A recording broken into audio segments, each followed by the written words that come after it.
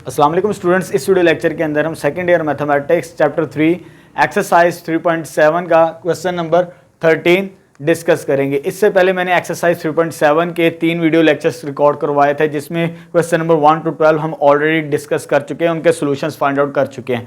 इस एक्सरसाइज में जो मेन टॉपिक है हमारा area bounded by the curve and the axis, means हम एरिया फाइंड आउट करना हमने सीखा था बिटवीन द कर्व और एक्स एक्सिस के दरमियान। अगर आपके पास एक कर्व और एक्स एक्सिस के मिनिमम 2 पॉइंट्स गिवन हो तो हम बाय यूजिंग डेफिनेट इंटीग्रल्स की मदद से उस कर्व का एरिया फाइंड आउट कर सकते हैं। डेफिनेट इंटीग्रल हमें पता है कि इर्रेगुलर शेप्स का एरिया फाइंड आउट करने के लिए हम यूज करते हैं। क्वेश्चन नंबर 13 इस एक्सरसाइज का लास्ट क्वेश्चन और एग्जामिनेशन पॉइंट ऑफ व्यू से मोस्ट इंपॉर्टेंट क्वेश्चन है। चलिए इसको डिस्कस करते हैं। Find the area between the x axis and the curve. इस कर्व और एक्स एक्सिस के दरमियान, इस कर्व और एक्स एक्सिस के दरमियान हमने एरिया फाइंड आउट करना है। एक्स एक्सिस के पॉइंट्स गिवन नहीं है इस पार्ट में।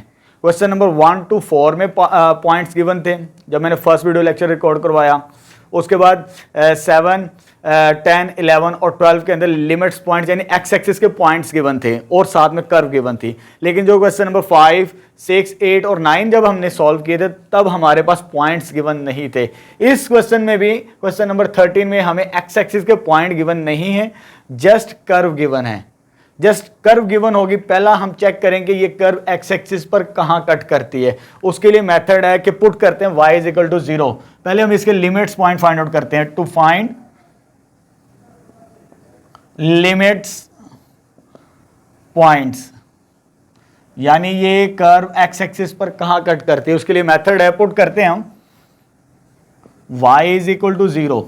जब y 0 इसमें पुट करेंगे हम सबसे पहले तो हमारे पास क्या बनेगा, y is equal to 0, y की वैल्यू ये है तो ये आ जाएगा 2ax minus X square is equal to 0। अब इधर से हमने पॉइंट्स निकालने x के, वो कैसे स्क्वेयरिंग करेंगे बोथ साइड। फर्स्ट स्टेप तो ये आ जाएगा, तो ये आ जाएगा 2ax minus X square is equal to 0। तो इधर से x कॉमन आता है, x कॉमन आ जाएगा तो ये आ जाएगा 2a minus X is equal to 0। जब इसको सेपरेट करेंगे x इज इक्वल टू 0 एक पॉइंट आ जाएगा और दूसरा आ जाएगा 2a माइनस एक्स। तो यहाँ से दूसरा पॉइंट हमें मिलेगा x is equal to 2a। Means यहाँ पर हमारे पास ये पॉइंट ऑफ इंटरसेक्शन आ गए इस कर्व के जो x एक्सिस पर कट करती। एक 0 पॉइंट आ गया और एक 2a के हमारे अननोन नंबर है यहाँ पर, लेकिन a की उसने कंडीशन दी एक पॉजिटिव नंबर है। अगर एक पॉजिटिव नंबर है तो x एक्सिस पॉजिटिव पर लाई करेगा नंबर। फॉर एग्जांपल वो नंबर यहां पर लाई करता है 2a पॉजिटिव है। जब पॉजिटिव नंबर इधर पुट करेंगे तो एक्स एक्सिस पॉजिटिव पर ही कट करेगा वो। ये 2 पॉइंट्स हैं जहां पर ये कर्व कट करती है। चले जब इसको ड्रॉ करेंगे हम, इन दोनों पॉइंट्स को मिलाएंगे तो ये शेप के अंदर हमारे पास बनेगी। तो फाइनली हमें ये एरिया फाइंड आउट करना है। कर्व तो गिवन थी, लिमिट पॉइंट्स गिवन नहीं थे। जब लिमिट्स पॉइंट्स गिवन ना हो तो फर्स्ट स्टेप हम क्या करते हैं, उसको पुट y इक्वल टू 0 करके वहां से हम x एक्सिस पर पॉइंट फाइंड आउट कर लेते हैं। जब हमारे पास x एक्सिस के पॉइंट्स आ जाएं तो फिर हम डायरेक्ट फार्मूला यूज करते हैं एरिया फाइंड आउट करने का। एरिया फाइंड आउट करने का मैंने आपको फार्मूला बताया हुआ है। वो हमारे पास होता है a is equal to a से b y dx। ये area between the x axis और द कर्व के लिए ये फार्मूला जब हमने एरिया फाइंड आउट करना होता है। ए से रिप्रेजेंट आ जाएगी हमारे पास एरिया की, ए और बी उसके लिमिट्स पॉइंट्स, जिन पॉइंट्स के दरमियान आपने एरिया फाइंड आउट करना और जिस कर्व का फाइंड आउट करना वो y आ जाएगा हमारे पास। इसमें रिप्लेस करके इसको सिंप्लीफाई करते हैं जस्ट, तो ये आ जाएगा 0 से 2a और ये आ जाएगा square root 2ax minus X square dx। अब ये रेडिकल साइन आ गया हमारे पास, और रेडिकल साइन को जब सॉल्व करते हैं तो हमारे लिए इसको सॉल्व करना सिंपल नहीं है। मैंने आपको एक तो इंटीग्रेशन की टेक्निक्स बताई हैं। ये तो स्क्वायर रूट की पावर 1/2 है। अगर किसी फंक्शन की कंबाइंड पावर आ जाए तो हम उस फंक्शन का डेरिवेटिव तलाश करते हैं। जब इसका डेरिवेटिव लेते हैं हम 2ax माइनस एक्स स्क्वायर का, तो ये तो इसका डेरिवेटिव होता है 1 और इसका डेरिवेटिव होता है 2x। तो फाइनली 2a माइनस 2x आता है इसका डेरिवेटिव। लेकिन वो आगे नहीं पड़ा हुआ, आगे पड़ा हो तो हम पावर रूल को अप्लाई करके सॉल्व कर लेते हैं। अगर कांस्टेंट हो 2a होता सिंपल, तो मल्टीप्लाई और डिवाइड करके सॉल्व कर सकते हैं। ये इंटीग्रेशंस की प्रॉपर्टीज है। जब भी इंटीग्रेशंस कंप्लीट या डेरिवेटिव हमने बनाना होता है इंटीग्रेशंस को कंप्लीट करने के लिए, तो मैंने आपको बताया अगर कांस्टेंट हो तो उसके साथ मल्टीप्लाई और डिवाइड करके हम इंटीग्रेशन को कंप्लीट कर देते हैं। जब मैं स्टार्टिंग के अंदर जब मैंने 3.2 स्टार्ट करवाई थी एक्सरसाइज, तब मैंने ये ज़्यादा सारी चीज़ें डिटेल से बताई थी। लेकिन ये वेरिएबल आ चुके हैं, वेरिएबल के साथ मल्टीप्लाई और डिवाइड नहीं कर सकते, ये मैंने आपको बताया हुआ है। कांस्टेंट के साथ मल्टीप्लाई और डिवाइड करके इंटीग्रेशन को कंप्लीट किया जा सकता है। लेकिन वेरिएबल मींस लास्ट लेटर जो होते हैं अल्फाबेट्स के, वो वेरिएबल्स के तौर पर ट्रीट करते हैं, और जो स्टार्टिंग लेटर्स होते हैं वो कांस्टेंट के तौर पे हम ट्रीट करते हैं। कांस्टेंट के साथ मल्टीप्लाई और डिवाइड किया जा सकता है, लेकिन वेरिएबल के साथ नहीं। चले जी, थोड़ा सा आइडिया देता हूं मैं। हमने सब्स्टिट्यूशन मेथड सीखा था और मैंने आपको बताया था रेडिकल के अंदर pure quadratic equation, sorry pure नहीं है ये, क्वाड्रेटिक इक्वेशंस की तरह ही है हमारे पास। अगर आ जाए तो हम सब्स्टिट्यूशन मेथड यूज करते हैं। सेकेंड ईयर मैथमेटिक्स की 135 पेज पर एक ही सब्स्टिट्यूशन इससे रिलेटेड है, उसने मेंशन की है, यही एक्सप्रेशन है उस पर। अगर इस तरह का एक्सप्रेशन आ जाए तो आपने डायरेक्ट वही सब्स्टिट्यूशन यूज करनी है। पेज 135 सेकेंड ईयर मैथमेटिक्स को आपने चेक करना। इधर तो मैं लिख ही रहा हूं, चले स्टार्ट करते हैं, पुट करते हैं जी, क्योंकि इसकी इंटीग्रेशन करना डायरेक्ट हमारे लिए इजी नहीं है। उसके लिए सब्स्टिट्यूशन हमारे पास है x minus A is equal to A sine theta.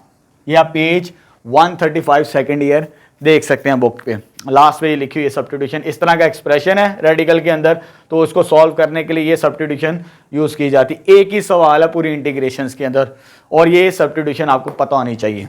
Very important question है, इसलिए बता रहा हूँ। एक ही सवाल है इस एक्सप्रेशन से रिलेटेड, जिसका हमने एरिया भी फाइंड आउट करना है। चले, जब सब्स्टिट्यूशन यूज करते हैं इंटीग्रेशंस के अंदर, कोई नया वेरिएबल इंट्रोड्यूस करवाते हैं सिंप्लीफिकेशन के लिए, तो हमें ये वैल्यू भी कैलकुलेट करनी पड़ती है। एक्स को तो हमें मिल जाएगा बड़ी आसानी के साथ, एक्स की वैल्यू तो हमारे पास इधर से कैलकुलेट कर लेंगे। पहले तो ये सब्स्टिट्यूशन बनेगी हमारे पास, ठीक है, और जब मैं उसको उधर लेके जाऊंगा तो x किसके इक्विवेलेंट आ जाएगा, a साइन थीटा के। ये क्लियर होगी बात ये। अब इसकी वैल्यू कैलकुलेट करनी है, जो न्यू वेरिएबल है उसके मुताबिक हम डेरिवेटिव लेते हैं। Differentiate with respect to x ले लें या डिफरेंशियल ले लें, एक ही बात है। Differentiate with respect to theta करेंगे, सॉरी न्यू वेरिएबल के रिस्पेक्ट डेरिवेटिव लेना होता है। जब भी इंटीग्रेशंस के अंदर सब्स्टिट्यूशन करते हैं न्यू वेरिएबल, उसी के मुताबिक हम उसका डेरिवेटिव लेते हैं। तो थीटा न्यू वेरिएबल है, उसी के मुताबिक डेरिवेटिव लेंगे। कांस्टेंट का डेरिवेटिव होता है जीरो, वो मैं नहीं लिखूंगा, लेकिन ये कांस्टेंट इसके साथ मल्टीप्लाई होता है, ये बाहर आ जाएगा, ये जीरो नहीं होगा, ये इंडिपेंडेंट है। इंडिपेंडेंट हो तो कांस्टेंट जीरो हो सकता है, लेकिन ये इंडिपेंडेंट नहीं है, इसके साथ मल्टीपल की फॉर्म में है, ये तो जीरो हो जाएगा, वो मैं नहीं लिख रहा, ठीक है। ए कॉमन आएगा, साइन का डेरिवेटिव क्या होता है, कॉस थीटा, ये चीज आ जाएगी। और इधर से डी एक्स की वैल्यू भी हमें मिल जाएगी, D X is equal to A cos of theta D theta. इसकी वैल्यू भी कैलकुलेट कर ली हमने। जब भी इंटीग्रेशंस को सॉल्व करते हैं, सब्स्टिट्यूट करते हैं, कोई नई इक्वेशन, नया वेरिएबल, तो उसके लिए फिर इसकी वैल्यू भी कैलकुलेट करना हमारे लिए ज़रूरी हो जाती है, क्योंकि पूरी इक्वेशन जो है न्यू वेरिएबल में हमें देनी पड़ती है। तो चले जी, ये तो चीज़ हो गया। लेकिन ऊपर से ये डेफिनेट इंटीग्रल है, लिमिट्स पॉइंट्स हैं। डेफिनेट इंटीग्रल्स की लिमिट्स भी चेंज होती हैं।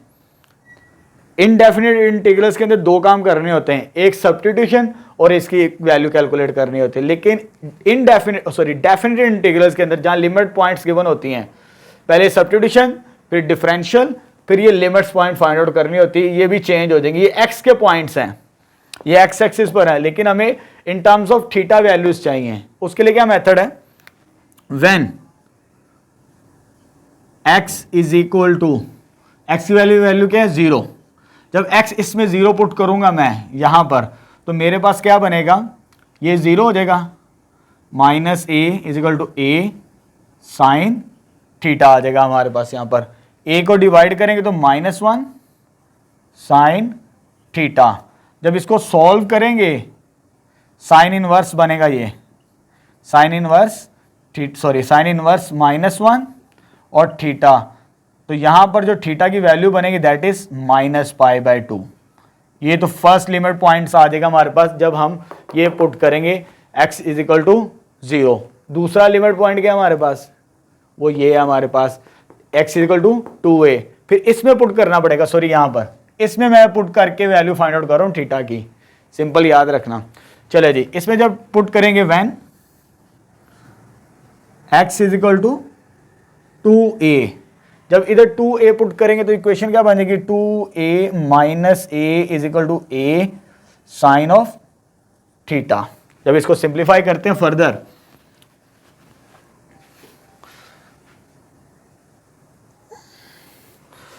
टू ए माइनस ए, ये हो जाएगा a is equal to a sine theta. a नीचे आके क्या हो जाएगा, डिवाइड, तो इधर क्या रह जाएगा 1, तो साइन इनवर्स हो जाएगा लेफ्ट साइड पे आगे, साइन इनवर्स 1। तो थीटा की वैल्यू हमारे पास फाइनली दूसरी क्या बन जाएगी, पाई बाय 2। एक आ जाएगी माइनस पाई बाय 2, ठीक है, और दूसरी हमारे पास क्या आ गई, पाई बाय 2। लिमिट्स पॉइंट भी फाइंड आउट हो चुके हैं। अब इसमें हम रिप्लेस करते हैं, इसे इक्वेशन नंबर 1 कह दें ताकि हमारे लिए आसानी हो।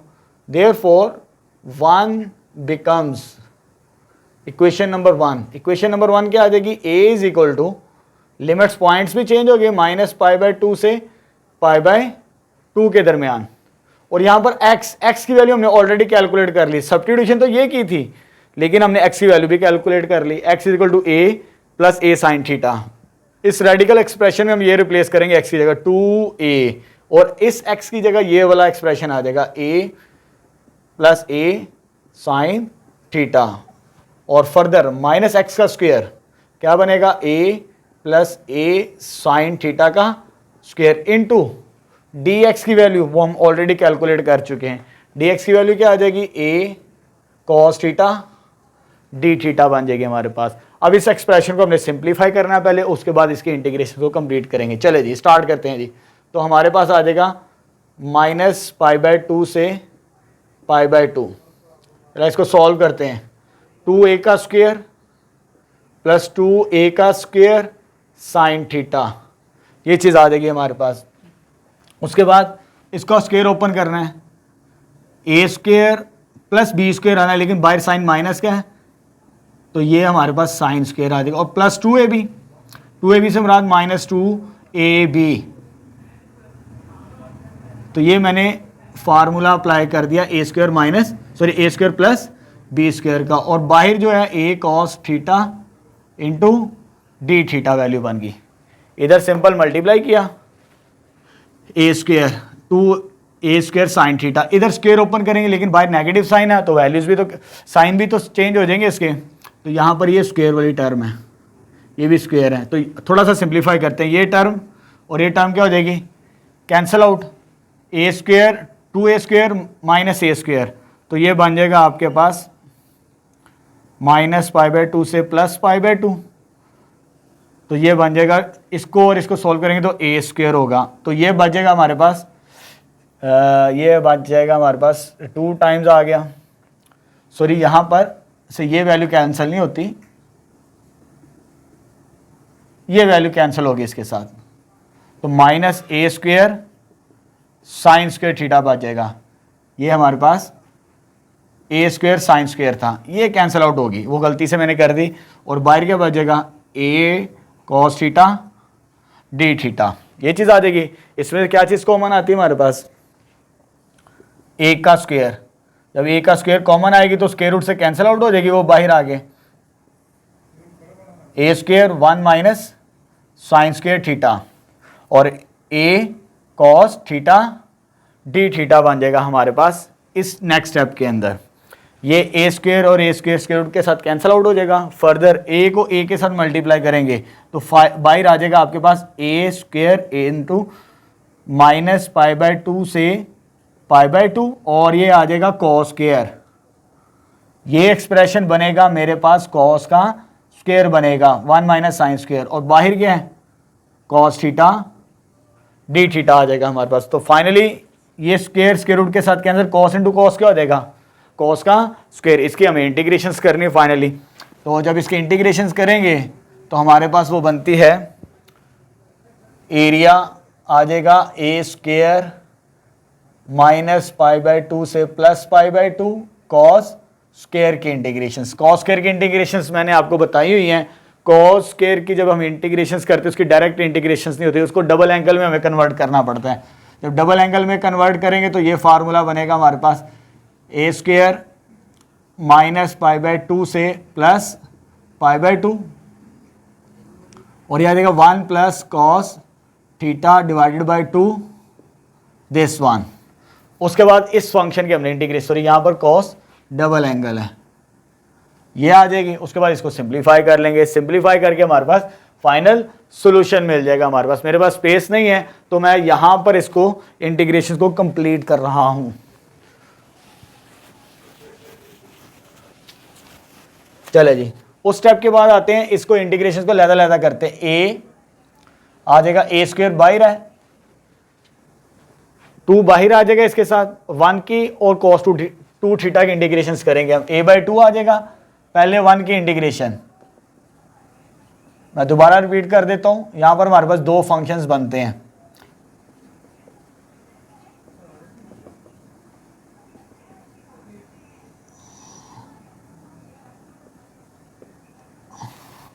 cos स्क्वायर की डायरेक्ट इंटीग्रेशंस नहीं होती हमारे पास। cos स्क्वायर की डायरेक्ट इंटीग्रेशन ही तो हमें डबल एंगल का फार्मूला यूज करना पड़ता है। 2 फंक्शंस की इंटीग्रेशंस करनी, 1 की और cos 2 थीटा की। ये कॉमन डिवाइजर था, वो मैंने ए स्क्वायर के साथ बाहर लिख लिया। ए स्क्वायर के साथ जब बाहर लिख लेंगे और जब सेपरेट करेंगे तो 1 की इंटीग्रेशन करनी है हमें, और cos 2 थीटा की 1 की इंटीग्रेशन, सॉरी यहाँ पर विद रिस्पेक्ट टू थीटा है, तो जब 1 की इंटीग्रेशन करेंगे तो हमारे पास आ जाएगा थीटा, वो आ जाएगा पाई बाय 2 से minus pi by 2 plus A square divided by 2। जब इसकी इंटीग्रेशन करेंगे तो ये बनती है साइन 2 थीटा डिवाइडेड बाय 2, और लिमिट्स आ जाएंगे इसकी माइनस पाई बाय 2 से प्लस पाई बाय 2 बन जाएगी हमारे पास फाइनली।